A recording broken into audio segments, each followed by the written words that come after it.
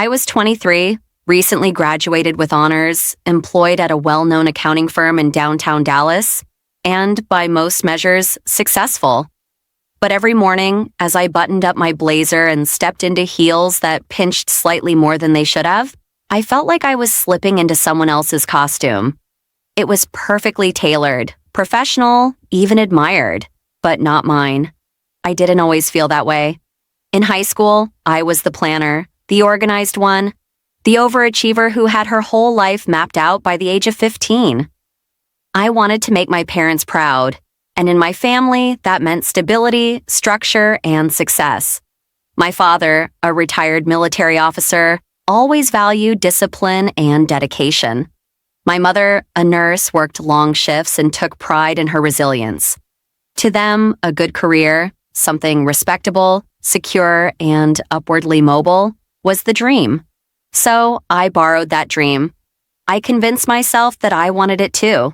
I applied to business school, focused on finance, interned at the right places, graduated at the top of my class. I ticked every box. The job offer from the accounting firm came in before graduation. Everyone cheered when I accepted. My parents cried. My friends toasted to my success. And I felt nothing.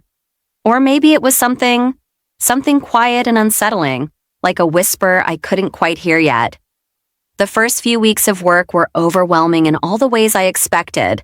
The long hours, the emails, the meetings. But I was used to pushing through. I told myself it was just part of the transition. That soon, I'd find my rhythm and it would start to feel right. But it didn't. I began to dread Mondays, not just in the way everyone jokes about. I mean dread, with a sinking pit in my stomach.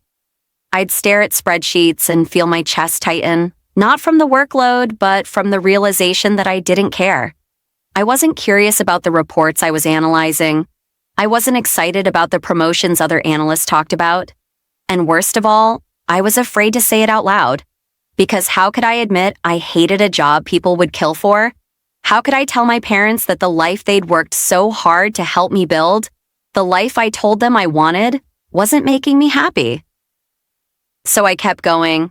I smiled in meetings. I met deadlines. I went to networking events. I performed. And every day, a little more of me disappeared behind the version of myself I'd constructed for everyone else. Then one night, something shifted. I was sitting on the balcony of my apartment, late, around midnight. The city lights flickered below, and I could hear the soft hum of traffic in the distance. I had a glass of wine in one hand and my laptop in the other, finishing up an earnings review for a client I'd never met. And then I got a notification on my phone. An Instagram story from an old college friend, Sam. Sam had majored in theater. She was always the creative one, unpredictable, bold, alive. Everyone told her she was taking a risk, pursuing acting full-time. But she'd moved to New York anyway. And in the video, she was on stage, glowing under the lights, voice strong and full of joy. I watched her laugh and twirl in costume, and suddenly I started crying. Not just a few tears. I cried hard. Ugly, unfiltered sobs that came from somewhere deep in my chest. Because in that moment, I realized I didn't want her life.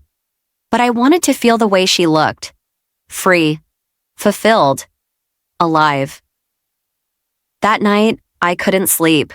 I lay awake staring at the ceiling, hearing the whisper I'd been ignoring for years get louder.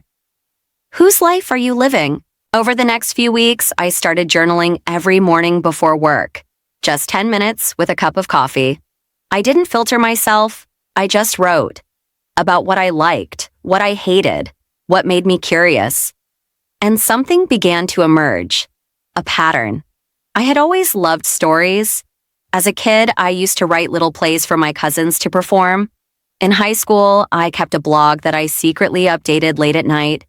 Even in college, when I needed to escape the stress, I'd read fiction or write little character sketches just for fun. Storytelling was my thing. Not numbers, not spreadsheets, not policies, stories. But I'd buried that part of me because storytelling wasn't practical. It wasn't what smart, responsible girls did. Except now, it was the only thing that felt real. I started taking online writing courses at night.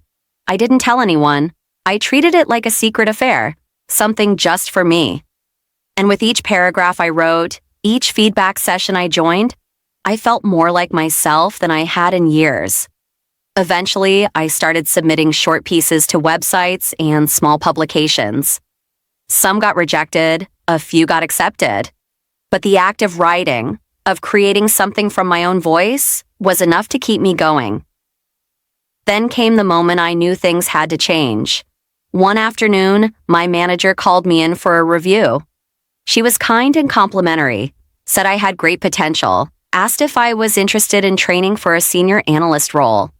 I smiled, I nodded, I thanked her, and then I went back to my desk, opened a blank document, and wrote my resignation letter.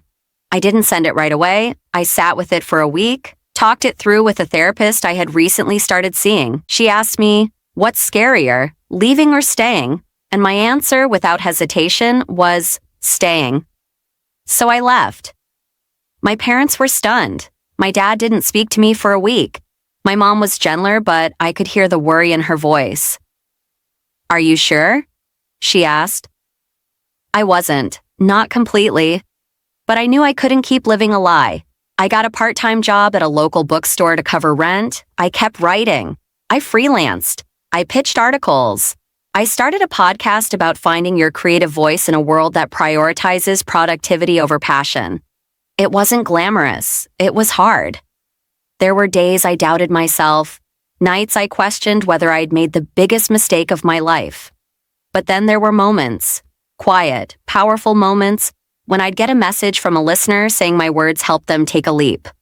Or when I'd finish a piece and feel that deep sense of satisfaction you can't fake. And gradually, the fear faded. The joy grew. 1 year after quitting my job, I self-published a collection of essays titled, "This Is Not the Plan, Stories About Becoming Who You Are." It didn't make any bestseller lists, but it was mine. And it was real. Now, at 26, I'm still figuring things out. I don't have a 5-year plan. I don't know what my future looks like in exact detail. But I know it's mine. And I've learned that success isn't about titles or salaries or LinkedIn profiles. It's about alignment. It's about waking up and knowing you're living a life that reflects who you really are, not who others expect you to be. If you're reading this and feel that whisper, that tug in your chest, don't ignore it. Don't let it get buried under obligations or fear. That whisper is your truth. Listen to it. Because life is too short to wear someone else's dream like a suit that doesn't fit.